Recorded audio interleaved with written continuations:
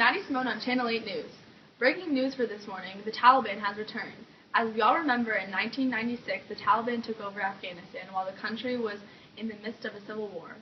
Ever since the United States took over Afghanistan after 9/11, the Taliban has been trying to regain its land.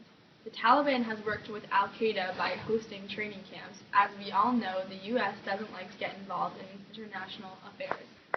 After Osama bin Laden, the leader of Al-Qaeda, attacked New York City on 9/11, the U.S. had to do something.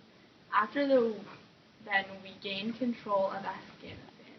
We built military bases near cities and helped the Afghan people build a new government along with a president. Almost a year after the assassination of Osama bin Laden, the U.S. forces slowly began to withdraw their forces. Report by the United Nations, the Taliban were responsible for 76% of civilian casualties in Afghanistan in 2009. The Human Rights Commission in Afghanistan called the Taliban's terrorism against the Afghan civilian population a war crime. The Taliban has committed war crimes by targeting civilians, including killing teachers, abducting aid workers, and burning school buildings. Amnesty International said that up to 756 civilians were killed in 2006 by bombs, mostly on roads or carried by suicide attackers belonging to the Taliban. Now here's Megan reporting live from Chahar Dara. Hello, this is Megan Lynch reporting live from Chahar Dara, Afghanistan. Recently, there hasn't been a threat from the Taliban since 2009, just before President Obama sent thousands of troops to move them out of the capital. There are now 2 districts in Afghanistan that are almost entirely under Taliban rule. The newly elected president, Ashraf Ghani, is concerned about the crisis and is sending out reinforcements to the main city in the north. This summer, Afghan forces were allowed to bomb areas near the capital that were under Taliban rule. This has caused many deaths. Locals are worried that the Taliban are waiting for the perfect opportunity to take over the main city. In March to August, more than 950 soldiers have been killed. The leader of the Taliban is Mullah Abdul Samad. He was released from prison in 2013. In the past couple of months, the Taliban have overran more than 20 police checkpoints in the district. The U.S. and other allied countries plan to keep a small number of troops in the east. Hi, this is Hunter Seegers from Channel News 8. As you can see, this is a map of Afghanistan. The dark brown is under Taliban control, the medium brown is contested, and the light brown is influenced by Taliban rule. The gray represents the rest of the country that is free from Taliban rule.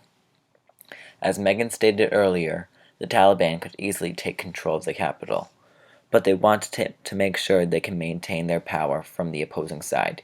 Here is some footage of what it is like over in Afghanistan.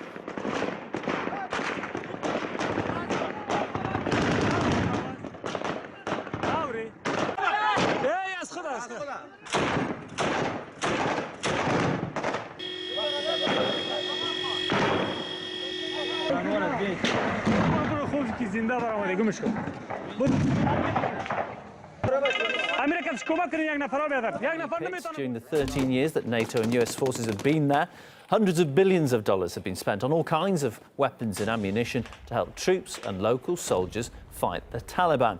NATO's new chief has branded the campaign a success. But as RT's Marina Portnaya reports now, a lot of the high-tech gear used is slowly finding its way to the insurgents. By the year's end, most foreign combat troops will say goodbye to Afghanistan. U.S. military prepares to withdraw most of the 34,000 troops from Afghanistan. An unaccomplished mission remains in the shadows. A recent report commissioned by the U.S. government has found that rebel attacks in Afghanistan remain at their highest level since 2011, while opium poppy cultivation has more than doubled from its pre-1999 levels when the Taliban ruled the country, a position critics say the group appears to be reclaiming. Marina Portnaya, RT. The Taliban is crazy, and I just can't even comprehend why they would try to strike again on America when our military forces already defeated them once. This causes not only a threat to Afghanistan, but to the people of the United States.